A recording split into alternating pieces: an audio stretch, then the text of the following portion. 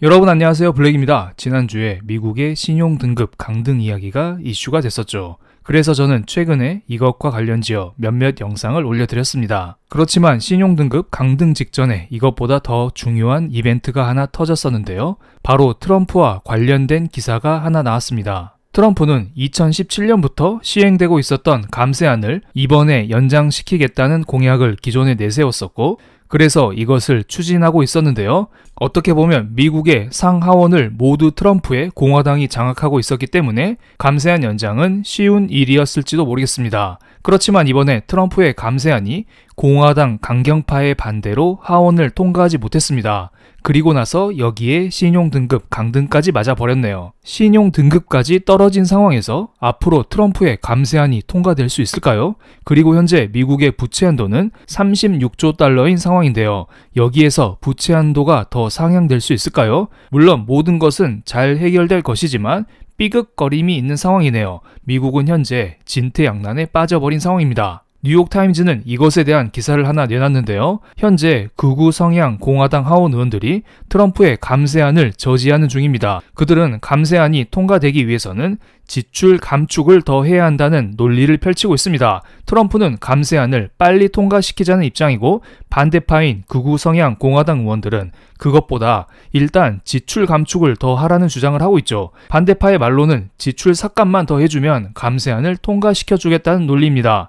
과연 트럼프가 어떤 협상 카드를 내밀 것인지 이 부분은 지켜봐야 할 것으로 보입니다. 상황이 여의치 않자 트럼프는 여기저기 다 때리고 다니는 중입니다. 지난달에는 파월을 자른다고 한바탕 난리를 치더니 이번에는 무디스에서 한 대 맞고, 그리고 나서 파월에게 금리 인하를 하라고 또다시 압박을 넣는 중입니다. 그리고 최근에 월마트가 관세를 이유로 제품 가격을 인상하자 월마트를 대놓고 비판하고 나섰습니다.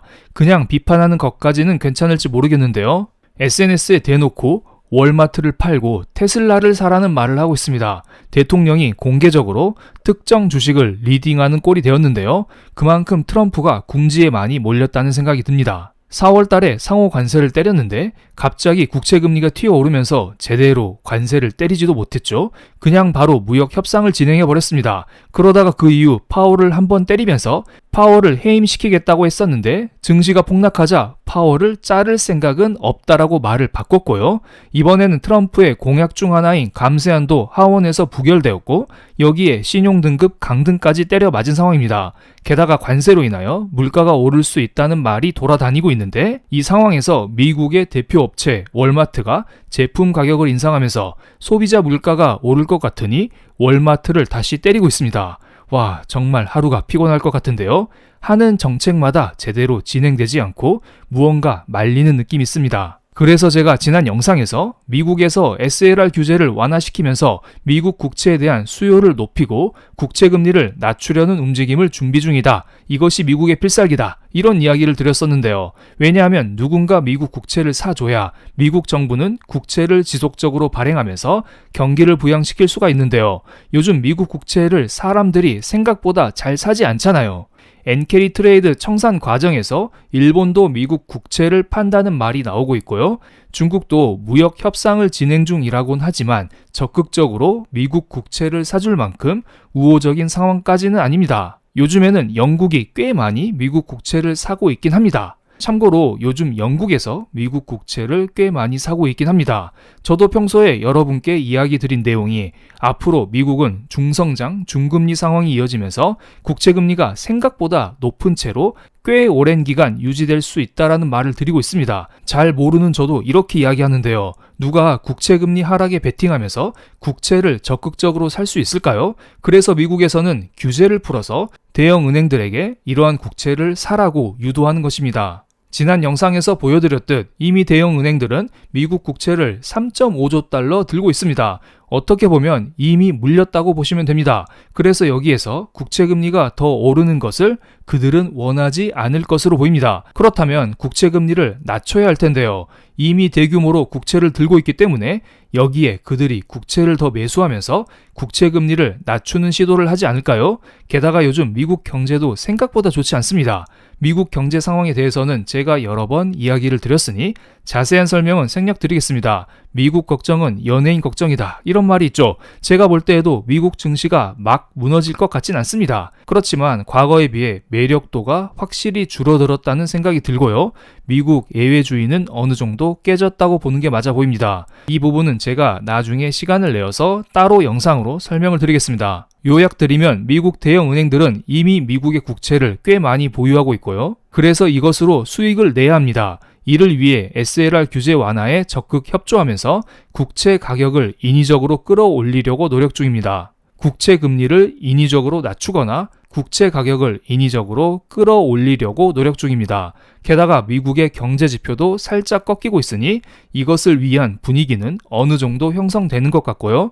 또한 월가에서는 국채 이외에 매집하고 있는 자산이 하나 더 있습니다. 다들 잘 아시겠지만 바로 비트코인입니다. 블랙록은 ETF를 통해서 62만 개의 비트코인을 보유하고 있다고 합니다. 블랙록의 아이빗 ETF는 블랙록에서 출시한 ETF인데요. 보통 블랙록은 고객으로부터 비트코인 ETF로 투자금을 유입받아 어떻게 보면 수수료로 돈을 벌고 있는데요. 그렇지만 블랙록은 이를 넘어서 자사의 비트코인 현물 ETF를 직접 매수했다는 것입니다. 그만큼 비트코인 상승에 강하게 베팅을 했다는 것을 알 수 있습니다. 단순히 수수료 장사를 넘어서 이것을 직접 매수했다. 그래서 시세 차익을 노리겠다, 이렇게 생각을 하시면 됩니다. 그리고 JP 모건의 CEO 다이먼은 평소에 비트코인을 비난해 오기로 유명했습니다. 다이먼은 과거 여러 차례 비트코인을 쓸모없다라고 평가하면서 비판적 태도를 보여왔지만 이번 4월 11일에 다이먼 회장이 비트코인을 일부 보유하고 있다, 이러한 수줍은 고백을 했습니다. 정말 비트코인의 비난적인 다이먼 CEO도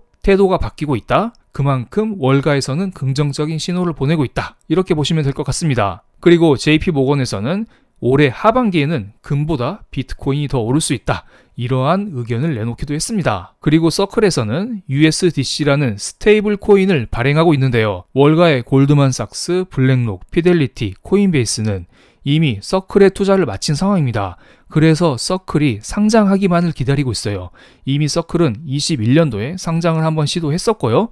24년도에도 상장하니 마니, 이러한 말이 많이 나왔습니다. 그렇다면 이제 조만간 서클이 상장을 하지 않을까요? 이 과정에서 월가는 분명히 큰 수익을 거둘 수 있을 것으로 보입니다. 그리고 미국의 최대 크립토 거래소인 코인베이스를 보면은 이 회사의 최대 주주가 바로 뱅가드와 블랙록입니다. 일반 개인이 아니고 어떠한 사업회사도 아니에요. 그냥 월가의 자본이 미국 최대의 크립토 거래소를 장악하고 있다는 것입니다. 그만큼 월가는 국채 시장뿐만 아니라 코인 시장에도 엄청나게 돈을 뿌려놨습니다. 솔직히 코인 시장에는 이미 씨를 다 뿌려놨고요. 국채 시장은 조금 물려서 어떻게든 규제 완화까지 하면서 최대한 투자를 해서 여기에서 빠져나오려고 안간힘을 쓰는 것 같습니다. 물론 요즘 코인을 통해서 국채를 토큰화한다, 이런 이야기도 있는데요. 이러한 RW 시장을 활용해서도 국채를 통해서 수익을 낼 수 있을 것으로 보입니다. 여기까지 들어가면 조금 복잡해지기 때문에 그냥 단순히 월가에서는 국채시장, 크립토 마켓, 여기에 돈을 많이 뿌려놨다, 이쪽을 육성하려고 한다,